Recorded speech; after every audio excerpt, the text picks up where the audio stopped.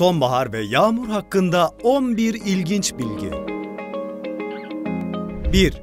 Sonbaharda doğan insanların ortalama ömrü daha uzun oluyor. Bu dönemde doğanların soğuk algınlığı ve bulaşıcı hastalıklara karşı bağışıklığı yüksektir. Hastalanma olasılıkları daha düşük ve zihinsel potansiyelleri çok daha yüksektir. Sonbahar döneminde doğan insanlar genellikle bir 100. yılı kutlarlar.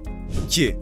Erkekler sonbaharda daha fazla aşık oluyor. Sonbaharda erkeklerin kadınlara olan ilgisi aniden artar ve adeta kadınları yeniden fark etmeye başlarlar.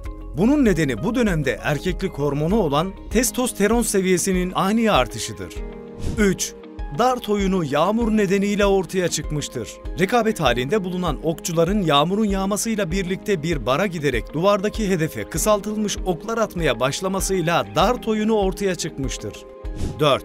Sonbaharda bazı ağaçların yaprakları ya kızarıyor ya da morarıyor. Bunun nedeni havaların soğumasıyla birlikte yaprağın sap kısmındaki şekerin tüm yaprağa yayılamamasıdır. 5. Depresyon ve intihar eğiliminin arttığı mevsimdir. Sonbahar psikologların yoğun çalışmalarının zamanıdır. Sonbaharda birçok insanın ruh hali ve psikolojik durumunda açıklanamaz bir bozulma meydana gelir. Özellikle ergenler arasında intihar düşünceleri ve intihar girişimleri daha sık görülmektedir. 6. Dünyada yer alan bazı bölgelerde sonbahar hiç yaşanmıyor. Ekvator ve çevresinde yaşayan insanlar hayatları boyunca sonbaharı tadamıyor. Bu bölgelere sonbahar hiçbir zaman uğramıyor. 7. Yağmur fobisi, ompropobiya. Yağmur yağdığı zaman panikleyen insanların sahip olduğu korkudur. Çoğunlukla huzuru simgeleyen yağmur, ompropobiya sahipleri için huzursuzluk sebebidir. 8. Yağmur alerjisi. Dünya üzerinde 100 milyonda bir kişinin yağmura karşı alerjisi bulunmaktadır. Yağmur suyu cilt üzerinde kızarıklığa ve şişmeye neden olabilir. Bu kişilerde ölüme kadar götüren sonuçları vardır. 9.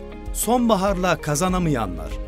Film isminde sonbahar adı geçen hiçbir film Oscar ödülü kazanamazken diğer bütün mevsimlerden kazanan filmler bulunmaktadır. 10.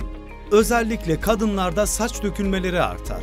Sonbaharda özellikle kadınlarda yaz veya kış mevsiminden daha fazla saç dökülmesi görülür. Bunun nedeni mevsimsel değişikliklere ve çevresel rahatsızlıklara karşı en duyarlı dönemde olmalarıdır. 11. Sonbaharda aileyle birlikte vakit geçirme zamanı artar. Sonbaharda insanlar ailelerinde çocuklarıyla birlikte film izlemeye ilgi duyuyorlar. Bu özellikle komediler için geçerlidir. Benzer videolardan haberdar olmak ve paylaşımları takip etmek için videomuzu beğenmeyi ve kanalımıza abone olmayı unutmayın.